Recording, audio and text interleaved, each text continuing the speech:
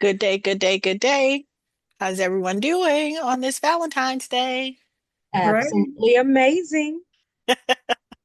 Well, isn't it funny how the first homebuyer workshop falls on Valentine's Day, right? Right. So I'm excited about that because we really do love home ownership around here. And as you guys can see, I am Tameka Bryant and I just love everything about real estate. It changes everything. It's about community and family and all of those great things, right? And so I proudly wear my rent is due shirt everywhere I go because I'm an advocate for home ownership. And so I just really believe that you're either going to have to pay rent or you're going to have to collect it. That's kind of where it is, one or the other. And so I want to move more people from paying it to being in the space where they're going to collect it. So that's my, spiel on that. So people are like, why do you always wear that shirt? Well, this is why. So I'm going to get us started so we can start on time and end on time. And of course, just to let everyone know who comes in, this is being recorded for the people who are spending time with loved ones and can't quite make today's, workshop work for them. We have this every month, and it is open to everyone who wants to know more about the home buying process.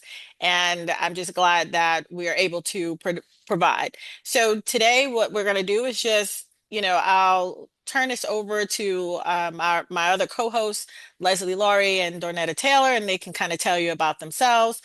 Because if you have this link or you've been invited, it was by one of us or through one of our networks. So which one of you guys wants to get started? I guess I will. Hi, I am Donetta Taylor. I am the home buyer advocate for TREH International. And I also am a credit repair specialist. I will help along in that area. So, hi, everyone. Welcome, welcome. Hello, and I'm Leslie Lowry with Fairway Mortgage, and I am a mortgage advisor and a counselor for buying a home. Awesome, awesome. So as we get going, people are probably going to want to know more about you guys, and your contact information is at the end. But for those who can't wait, you can just fast forward through the Zoom as you're watching this and get to their information, because we're going to cover some quick information. This is not designed to be your, all in all and everything you need to run out and start getting your house, but with our collected knowledge, we feel that we can get you through this information in a, short enough time so you're not totally overwhelmed, but you have the basics, and then you can always feel free to contact us and reach out to us about other things. So I'll just give you this one caveat is that, I started TREH International, which was started as the real estate house 20 something years ago. And when I started that, Leslie was the number one agent in down payment assistance. And so I want to tell you guys, collectively, this team here has done, I don't know how many transactions. I've done 3,800 closings just myself, and I can't even tell you how many Leslie has done. So I think our team is pretty, good at being able to tell you, well, any kind of experience that you guys are going to run into or challenge, we've seen it, right? So I'm going to go ahead and get started, and we will share the details of this PowerPoint and our one pager if you guys send us an email and ask for it. So really quickly, the home buying process, I put it into an 11-step process, and this is what I present to employers as well. We do this over lunch. We do this at an employer's office. So we kind of make sure that we are working with people who want the information in a simplified factor. So the barriers are not there as we constantly hear from people. So the first part I always want to tell people is you want to prepare for ownership. Okay. You got to be prepared, both mentally, financially, the whole thing, because it is a process.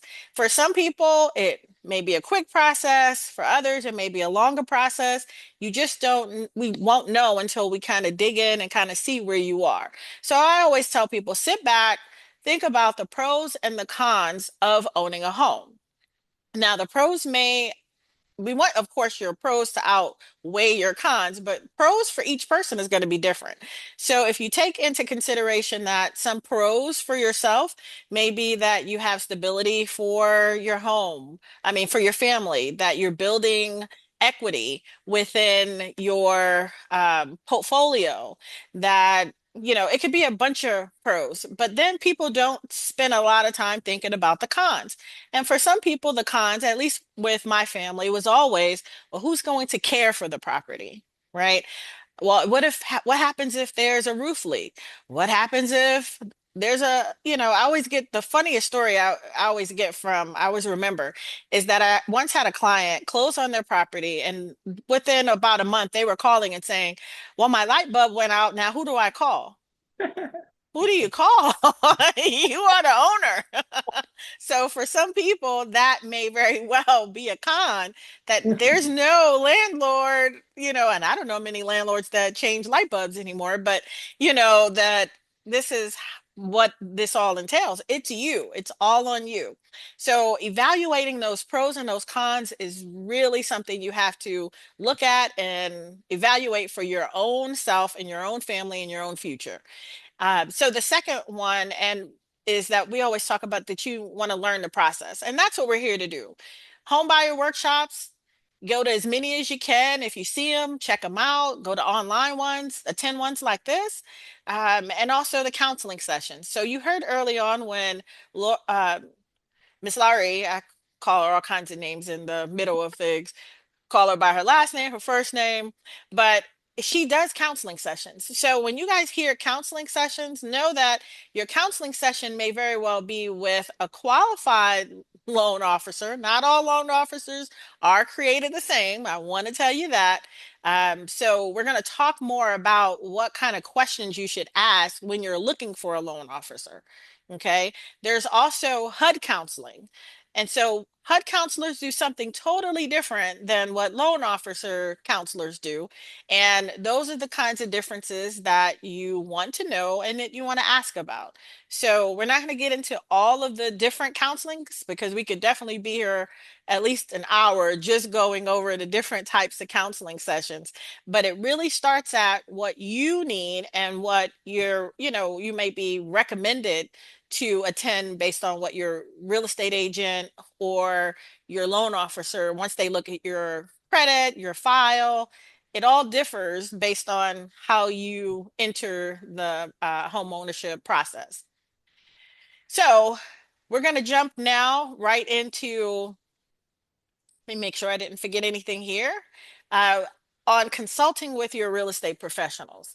Early on, when I first started purchasing real estate, and why this is if I can move these slides around and say consult with the real estate professionals first, um, the reason why that's not number one is because I do need people to recognize that you want to come somewhat prepared before you start talking to a real estate agent. M- There are too many problems that I see come from buyers who are in the market, that the first person they call is the person on the sign. So they're riding around and they see a house that they love from the outside. It's a beautiful house. I want that house. And the first person they see, it says, a real estate agent, call me so I can show you this property. When you do that, most buyers don't realize that that agent is working for the seller, Mhm. right? They're working on behalf of the seller. So if they're being compensated and paid by the seller, and you call, then you should already know they're not working in your best interest. So that's why finding your own real estate professional, your own buyer advocate, your own buyer's agent is so very important in this process, because they work for you and they help you select and start working through your process. Okay. And so I'm going to turn the second part over to selecting a lender over to Leslie, because it's interesting on how, when you are selecting your agent first, or if you get your lender first, those are two different processes, but they are both very important. So Leslie, you want to talk more about that process? Absolutely. I do think that picking a realtor, usually people, I think, do pick the realtor first because they are interested in a house. They want to look at houses. That's the fun part of buying real estate is going out and looking at houses. So a lot of people do pick a real estate agent first. And that's a wise move, I think, because professional realtors know the best lenders. You don't want to call, Rocket Mortgage, for instance. It makes a difference who's on your pre-approval letter. And I find that people don't engage with the lender soon enough. If you're interested in a home and you don't think you're ready, that's the time to contact a lender. A lot of people like to think that they want to get ready first. I hear from realtors all the time, well, I'm not ready. I'll contact her, when I'm ready. No, the lender's who gets you ready. And talking to a lender takes away a lot of anxiety because it puts you on a path. It tells you where you're going, what you need to get there if you're not already there. And you'll feel so much better. There's so much fear built into contacting a lender. Most all lenders, I know we do soft pulls of credit, so it doesn't impact your credit score. I wish I had a nickel for everybody who said, is that a hard pull or a soft pull? But with a soft pull of credit, we can still see all your credit. We can run underwriting. We can run you through underwriting with a soft pull. And so you get a lot of information. And you want more than one pre-approval also, I believe. So, because different lenders have different programs. For instance, we're in the Kansas City, Missouri area here, and one of the Cadillacs of down payment assistance, for instance, Missouri Housing, you have to be a certified lender, and not all lenders are certified for that program. So it makes a difference on what you're seeking out. So I think it's one of the biggest mistakes that first-time homebuyers make is not getting more than one pre-approval. And by the way, when you go to make an offer, use all the pre-approvals. Then the listing agent and the seller can see, wow, they're not just approved with one, they're approved with many. So get pre-approved first and call early. Because I wanted to mention that when people hesitate to call the lender, they make financial decisions on their own, which can be wrong, like they think they should pay off all their debt. This happens probably once a month with me, where I'll talk to somebody who thought that they should pay off all their debt, and then by the time they call me, they have no money. But you do need some money to buy Right. a home, And even if you're we're down gonna payment. roll right into that on this next slide. And for those who are taking notes, know that when Leslie said, to hire a realtor, there are differences in between a real estate agent and a realtor. So I'm gonna tell you to make sure you hire the right real estate agent because there are real estate agents who are not associated with the realtor association. So if you're happen to be looking for a real estate agent and you don't see them on the realtor website, it doesn't mean that they're not a good agent. It just means that they're not a member of the realtor association. And that could be for a variety of reasons. So as we move into the next slide, which is to determine how much you can afford. That's where Leslie was going, right? It was just like right there. So I didn't want you guys to think we were skipping ahead or anything. But as she was saying, when you're, in your head, you're thinking, well, let me pay off all this debt so I can be all ready. And then you show up and you're like, she's like, well, you probably shouldn't have done that. Maybe that lowered your score over here and did this over here. So that's why we want you as educated as you can before starting that process. So Leslie, can you tell them more about like, because again, I'm always from the spot, my head always goes, what's a realistic budget for the buyer, right? And Well, so I have a different way of how I tell and how I consult with my clientele because like for example, Leslie as the lender may pull all your information and then kind of go, well, here's your pre-approval based on your, how much you make, how much debt you have. I consult with my clients as if I'm talking to my kids. So when my son when he went to buy his first house, I go, well, I know you're comfortable here in your rent amount. So this is where he wants to be. And then we kind of we back into that number. So I just do it a little differently than, other agents may do it.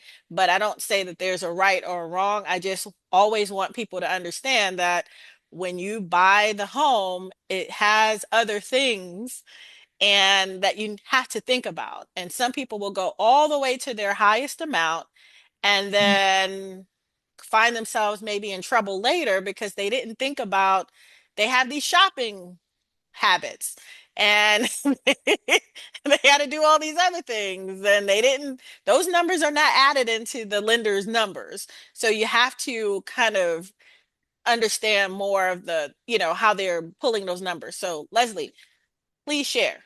Yes. Well, when I first talk to somebody, I always ask them, where would you like your mortgage payment at? Mhm. Because I want to get a feel for where they're at and their expectations. But in terms of budgeting, it's really the lender who's going to go after, talk to you about your income and your debt and the current interest rates too. So as interest rates go down, you qualify for more house. As interest rates go up, you qualify for less. So when you're talking to a lender, it's a slice in time. The income you're making now, the debt you have now, the interest rate that's now, it's all geared towards today. A lot of people will talk to a lender and not realize that. And they only said that I only qualified for this. Well, it's been 6 months and now interest rates are six, not seven. So it's a totally different story. But I qualify somebody and I let them know.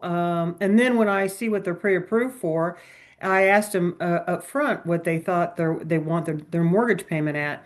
So right then I'll know if there's an alignment or if they qualify above what they're willing to pay. And then I need to talk to them about the price point on the payment that they wish. So just because a lender qualifies you for more doesn't mean you have to buy more. You may be somebody with champagne taste on a beer budget, and there's mortgage solutions for that as well. There are loans available where we can make the interest rate lower and the payment quite a bit lower, maybe 400 off the first year, maybe second 200 off the second year. There are loans that will do that. And maybe by the third year, I'm going to be talking to them about more income? Are they going to be making more income in their job? Are they going to have less debt? So it's all geared towards timing also. So I'll have those conversations with people on setting their budget because that's one of the reasons why you get pre-approved. You don't want to go look at a $500,000 home if you're only approved for 350,000 because we don't want hearts broken, right? So we want people happy. We want you to love the home you're buying, and so getting prepared helps you better prepare for being happy in your home. Right. I like when for those people who are watching and they call in and they're like, oh, I want to see this house. And, most real estate professionals will push back and kind of go, well, are you pre-approved already? And it's for this particular reason why you guys get that pushback because we don't want to show you a $1 million home and you can only, what you're going to buy is 200,000 because then your mind will have a hard time seeing what you saw over there for $1 million to now you have to be here or do that. So there's a time and a place to go look at $1 million homes, and that's during like the show houses and the builder tours and things like that. But really, when you are really looking at what you're going to purchase, you want to have realistic goals set for you, the client, and the real estate agent. So of course, we're not wasting time and energy and, sometimes like Leslie said, we are working against or to be in sync with interest rates. And so an interest rate can change from Friday to Monday and we're out looking at $1 million houses and now you don't have, your lock-in is expired. So we don't want to spend a lot of time in that. So as we move through and we start looking at beginning your mortgage application, this is also on Leslie, but more importantly, guys, the main reason why we want you guys to start your process in this, if you're working with a real estate team, is so that we know it is our, so we have a plan of action as a team. Are we going to start, when do we need to start? Are we starting in 30 days? Do we need to start in 6 months? Because as a team, we're looking at what's the best way to position you to be ready. And it could be a variety of factors. So, of course, you guys have, the screenshot up there of, I'm sorry, the PowerPoint slide, but let's hear from Leslie on what this application process looks like. Well, the mortgage application, I like to tell buyers, is a paper chase. So you have to find your documents. A lot of people, it's kind of probably the biggest challenge on a mortgage loan is because a lot of people don't have all their documents together. But just to give you a general list of what's usually needed, of course, your ID, not expired, by the way. And if your driver's license is, we can take a passport, but a picture ID will need to be required during the mortgage process. So we do identify you. But generally speaking, pay stubs, last 30 days of pay stubs, W-2s for 25 and 24, last 2 months bank statements, or wherever your assets are coming from, whether it be in your bank or in a 401k. A big In myth my that, bed, under my bed. Can I yeah, take a well, not picture of the under the money? bed. Can I take a picture of the money that I have stored under my bed? No. Oh, okay. And that is one of the biggest misunderstandings, I would think, on the mortgage loan is a lot of people mistakenly think, well, I'll just take this cash every time I get my check and put it over here in cash in the mattress or in the safe at home. And you actually can't use that money. That falls under money laundering laws. So we get 2 months bank statements, so if there's any large deposits on those bank statements, we're going to be asking you to source them. And so if you cannot use them. So it is the least understood about the mortgage process. That's another reason why up front, when I talk to somebody, I'll ask them how much they want to put down, and they might say something like, "I want to put down $10,000." So when I get to the assets portion of the application, and I'm asking them where to the bank, how much is in there? Well, 2,500. Well, where's the 10,000 you said up front that you were? Oh, well, that's in my safe, and that's how I discover cash at home is from the upfront questions that I ask and then getting into it. But you actually cannot use that cash. A lot of people think another misnomer that first-time homebuyers have is that you have to put down 20%. You do not have to put down 20%. And I think that might be an old belief from our grandparents who, before the advent of mortgage insurance, you had to put down 20%. But unless you listen to Dave Ramsey, which I do not listen to Dave Ramsey, he'll make you save 20% before you buy a home when you can buy a home with 3% down. And if you're a veteran, you have no down payment. But there is down payment assistance available. A lot of people think that means they need no money to buy a home, which is not true. So when I talk to buyers, I will tell them when you buy a home, there's three things you pay for. There's the down payment, there's closing costs, and there's escrows for taxes and insurance. So even if you get down payment assistance, there is closing costs and escrows. Now, right now in our markets, except in Johnson County, we're still seeing that you can negotiate closing costs from a seller to cover almost everything, but you do need some money up front. I have a lot of people who call me who hear about down payment assistance and think they need no money.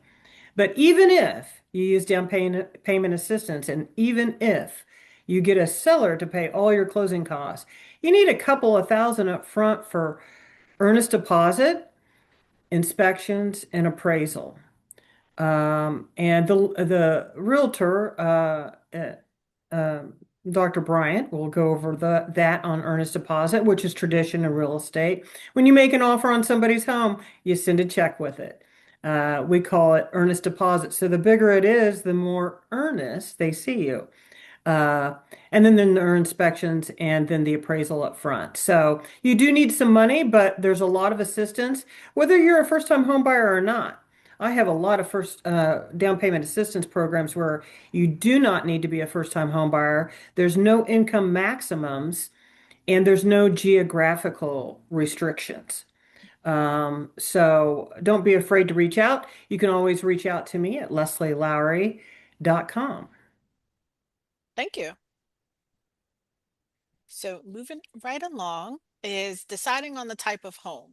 So one of the biggest things is that I'm normally going to ask us and our team on the real estate as we're helping you identify and look for your home is price. So now that we have your pre-approval, we're looking on our sources, whether it be MLS or through our, personal connections with other real estate agents. And we're seeing, okay, well, this person wants this. Do they need 3 bedrooms? Do they need 4 bedrooms? What kind of neighborhood? What kind of lifestyle? So that whole process normally takes place with your real estate agent when we're sitting down in our initial meeting, and that's what we're normally taking down. How, what do you need? What do you like? And so I always find it so much fun when I do that with, if there's like a spouse, if there's, a husband and wife or whatever, a couple, and I sit them down and I'm going, okay, so what size bedroom are we looking at? And they may say, oh yeah, well, agree on this. And then the minute I say, well, do you guys want a carpeted floor, hardwoods? That's where it stops. It's like, well, I wanted hardwoods. I wanted carpet. Wait. And I'm like, wait a minute. So we didn't have conversations before we were ready to start looking. So those kinds of things is the kind of questions you guys will hear from us, because we want to bring you the best options possible. We don't have fun looking at 100 houses. And if you're working with a really great real estate professional, they have narrowed that down to, your top picks, and then it's time to go. So the more that you can give to your real estate professional about where you want to be, your location, your size, then the better it is for us to go hunting for that property. The last closing I did, I found the property for my clients that wasn't even on MLS, because I knew specifically what my clients needed and where they wanted to be. So I have enough relationships that I call up those agents and say, hey, do you have something coming to the market that looks like this? And they were able to let me know what they had. And so the more we have, the better it is, because the minute we find your property, we want to jump on it and get your purchase contract together, get your deposits, because at this point it's a race against the next person who likes it. And as you guys know, by the time you see it and liked it, somebody else has already saw it and loved it. So it is, do you have all your paperwork in order? And this is why it's so important that you get with the lender, and you would have already talked to Leslie, already have everything in line. So when we put our offer out there, it's not a subject to getting financed, right?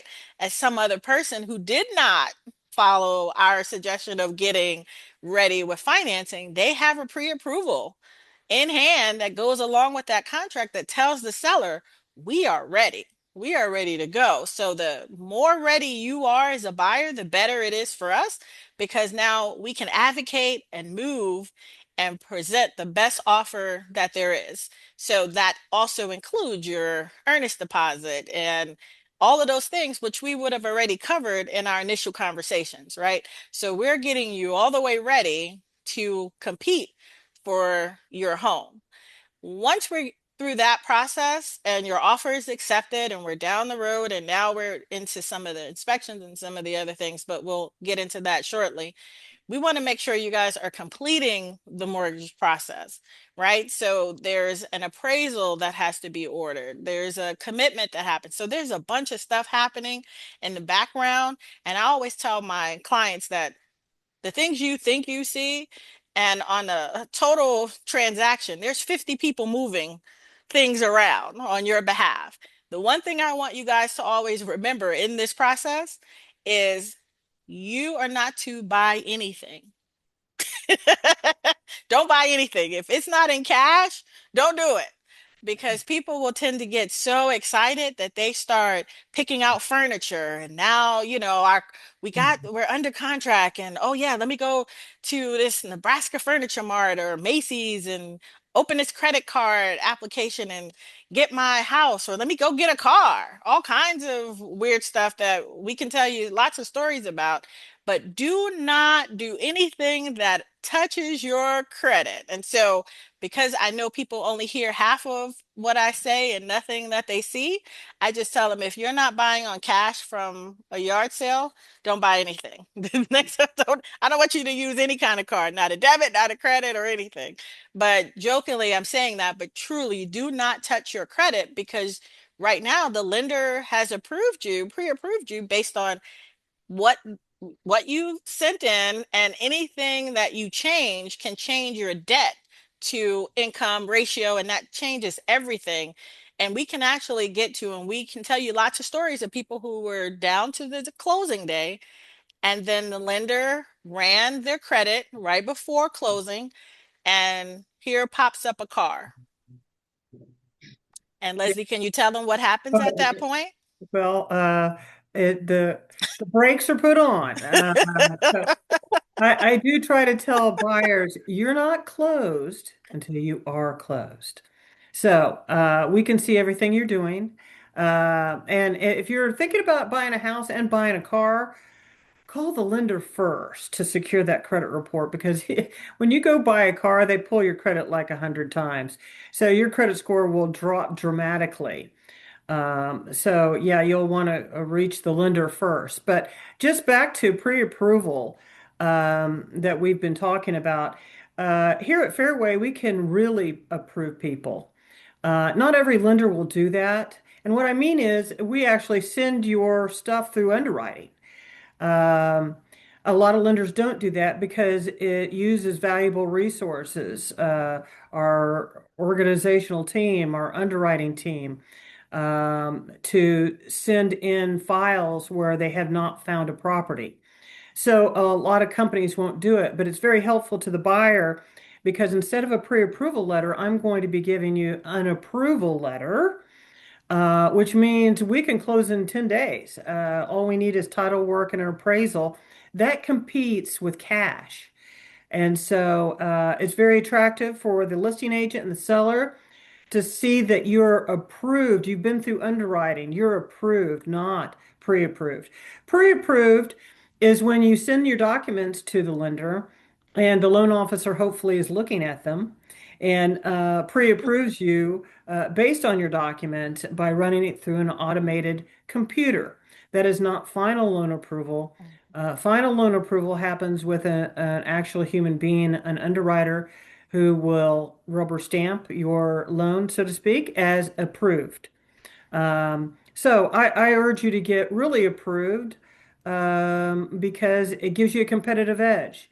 And depending on the house that you love, that you want to have, it could beat out others. And so a lot of buying a home sometimes can be winning the home you love. And sometimes you can lose if you're not prepared. And so in your markets, because guys, not everyone who is on this call or who will be watching this will have access to our lenders here in our market, in the Kansas City market. So you have to definitely ask those questions of your lender there, because again, most will do a pre-approval and not do a full approval. So that's why we tend to talk about the pre-approval process. You have to dig and check in with your agents to find out if they have lenders who are already doing the full approval. Because not all, remember, not all lenders are created equal. So they don't all have it's not all, hey, this lender can do this and this lender does this. Nope, not like that. So make sure you guys ask those questions. Make sure you are doing your due diligence. Okay. Do not skip the process of getting your own home inspection. Do not skip this process. Some folks that are out there may advise you to do that. They may say, well, your husband can go look at it, or my husband can go look at it, or any of those things. Do not skip this process. And I always tell people there are other inspections that you may also want to have on your property as well. And they include septic inspections, um, checking on the water quality, termites, radon. There's a whole list of inspections that you can ask for. So don't just think you're limited to none or just the one, or make an assumption that all of these inspections are already included in the one home inspection. Okay, all of the home inspectors do something different. There also, there's a national organization um, that kind of governs inspectors as well. So are you working with one of those? Are you working with, someone who's not? There's a lot that goes into the inspection. And speaking from experience from both sides, I used to manage properties for Freddie Mac. And when buyers did not do their own home inspection, then that meant anything that they found later, they could not hold the seller responsible for, because they did not look into the home. And so you cannot see behind walls.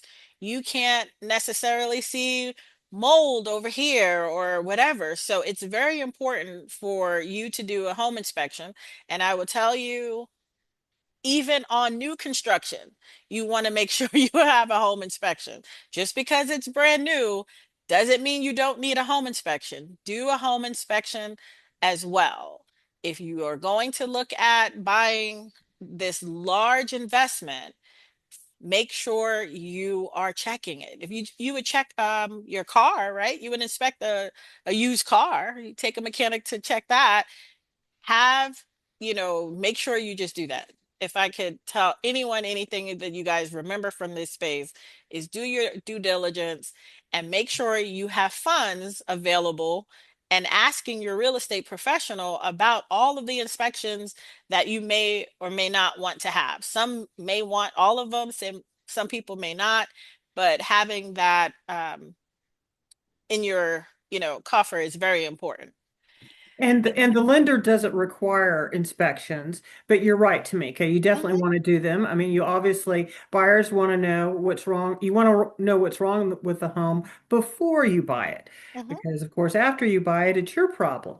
But lenders don't require inspections, so you never want to give your lender an inspection, because I've had people turn in inspections to their lender, and the loan officer puts it in the file, which is crazy. And once the underwriter sees it, they can't unsee it. So the lender never gets the inspection. Good point. The next one here is to make sure you have homeowners insurance. Okay. Securing your homeowners insurance is, and some, I don't know how this happened, but I did have a client in New York who was able to close on a home without homeowners insurance. They had a different kind of insurance. They were able to close, and I didn't discover it was a referral. They didn't discover that they didn't have full homeowners insurance until there was an issue. And so make sure, again, talking to everyone who's here from all kind of states, your jurisdictions may allow for this. You may have lenders who don't ask for it. You might have some who do, but this one only, wherever they got their loan, did not require, homeowners insurance for protection of the property. So that's a long story, but that's when I realized that these states do something totally different.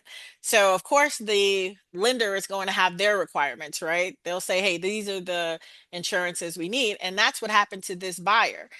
They did the insurance that the lender required, but it wasn't full property insurance that protected them. Yeah, at So Fairway, we require that's what, yeah, replacement. but that's why Repair. I'm saying you're a lender here in Missouri and Kansas. I'm talking to the folks who are in other states who their lenders do not require certain full coverage homeowner insurance. So buyers beware. This happened with a New York client, and I was stunned because I had never seen anything like that. This was some years ago. But yeah, so make sure you guys have that covered. And because it's nothing like having a fire and then, or whatever, and realizing it's a total loss because you didn't have coverage on the property, but you still have a loan. Mhm. Crazy. And as we move into these last final slides, one thing is the closing of the loan. Of course, we're going in, you're signing documents. The seller receives their check, you receive the keys, it's celebration time, all of those kind of things. I always say everyone is excited. It's also very nerve-wracking because you have this host of documents that you have to sign and you're signing away. And, are you reading them? Are you, I see people just like, oh my gosh, there's so much to read. And that's where, again, you have your team there that is there to answer any questions on the docs that you're assigning. Your lenders, guys, whoever you're choosing to work with, should have explained all of the things that you are about to sign. You should have seen your disclosures, all of this stuff. So you should not be signing anything that you do not understand. If you do not understand something in this particular process, it's okay to say, hold on, I need to call, my lender, and your agent should be there with you, or whoever your team is. That's why we make sure we go to every one of our closings, because you want to be able to be there and answer those questions. What is this? I do not understand this fine print, this big print, or these 200 pages that I'm signing, or whatever it is. Make sure you slow down. Leslie, do you have any suggestions for, any buyers who may not be in our market or who may not be using you that, you know, you can give to our audience here? Well, of course, Fairway's in all of 50 states. So if you don't know somebody at Fairway in your state, you can always reach out to me at leslielowry.com. But the closing day is a celebration day. You're right. And the magic words in lending for a closing is clear to close. It's an underwriting decision that comes to us, clear to close, and that's when the file moves from the processing to the closing department and we start working on the closing documents. So, but yes, I go to my closings. It is a celebration. A happy time. Everybody is thrilled to buy the home of their dreams, or maybe investment property, Mhm. or second home. Um, but it was a house they chose, Right. and we're all happy for the buyer. Right. And I know I'm always excited because the buyer's excited. So even though I've been to a whole bunch, I'm still excited because we've accomplished their goal, right? You've just helped someone, and normally by this time I've gotten to know the family, the spouse, because of course we had the tug of war of what we were going to have in the house. We've shown several property where the kids have come. I've met the dogs. So it's like, oh, it's just like it's ready. It's move-in time, and it's the other pieces now happen, right? You got to coordinate your move, unpack, settle in, and celebrate your new home. So one of the key things, it's like, hey, yes, congratulations, you're a homeowner. And then it's the next process. Oh, we've got to move. We've got to get everything done. And I would tell you guys that this is the best part, but here are some things I want you guys to not do. Here's one of the hardest things that I've had to do was I've seen agents allow their buyers to move into the property the day before closing, or because coordinating times didn't kind of work out. And then the property did not close. And now we have a bigger issue. Okay. So do not allow anyone to have you move or coordinate your move before you are officially closed. Mhm. Okay. Seen this oh too many times. And it is not a good feeling. So just a note to yourself, whoever team you're working with, do not move, coordinate anything, and ask your real estate professional. Because again, depending on what the team you work with, they may be new agents, they may not have as much experience, and they may be giving you poor advice about shutting all your stuff off and you're going to move on the same day. Normally, you want to have some overlap from closing until when you move in so that you're not having everything that you own sitting in a U-Haul and packed and you have not closed yet. You know, here at Fairway, we have a new service, Tameka. We have a concierge service now. So it'll set up utilities for buyers, which saves hours on the phone. Fairway's concierge service can also order moving trucks, moving pods, internet, security, a host of other things. So, and it's all free, by the way. Awesome, awesome. So if you're here and you're watching and you've seen the example I just gave happen to other people, let them know that there is an alternative to that, and which is why we're doing this information session so that people all over the country can hear and know more about how this is supposed to look. We've seen enough horror stories, and this is the main reason why we have decided that we need to get the real information and the good information out in front of people so that we can share what the good stuff looks like. That you should have a whole supportive team that helps you do all of these pieces and you're not alone. Okay. So when you guys are ready to start your home buying process, or you have family and friends who are ready to start your home buying process, know that we are here. Our information is here. However, you are invited. Um, you can reach out to that person and everyone who has attended today's session. There will be a follow-up email where you'll have everyone here's contact information. And so I just encourage you guys to stay in touch, and to invite other people to our next workshop. And if you've seen Darnetta's beautiful face promoting it on social media, know that she is ready to be even, you know, a busier buyer advocate with our buyer house and your vehicle program at the same time. And of course, you know how to reach Leslie. And we just all thank you guys for hanging out with us here today. And we have time for probably one question before we're going to run out of time. If there's anyone who has one, please let us know, or you can just unmute yourself and ask it. Anyone?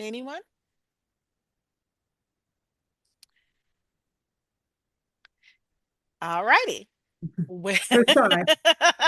And if there are any final words from any of our co-hosts today, I'll let you have we'll take their time since they didn't have any questions. Okay. Leslie Well, or Dornetta? just want to say that again, thank you all for joining us today. Hope you got a lot of good information. And if you already know that your credit is not where it needs to be, still talk to Leslie or another lender so they can tell you exactly what you need. And then if you need, you can come talk to me afterwards and I can help you get your credit to where it needs to be. So my contact information is here. Just make sure you reach out. All righty. Thank you. And again, you can reach me at leslielowry.com. That goes straight to my website where you can email me or call me. My phone is right there. But again, you want to get involved with the process as soon as possible just to see where you're at and to see what you qualify for. It's a lot of fun, I think, to find out how much house you can buy and the steps you need to take to get there. Right. And I just believe, guys, we all have, no matter where you are, it's a plan, right? So when you get started, we create a plan, and your plan may be in 30 days or it may be in 30 months. And we're the team that can help you decide on, what that home and neighborhood and help you through this whole process. So again, thank you for joining us at our homebuyer workshop through TREH International and in coordination with Fairway. So take care, guys. See you later. Bye. Bye.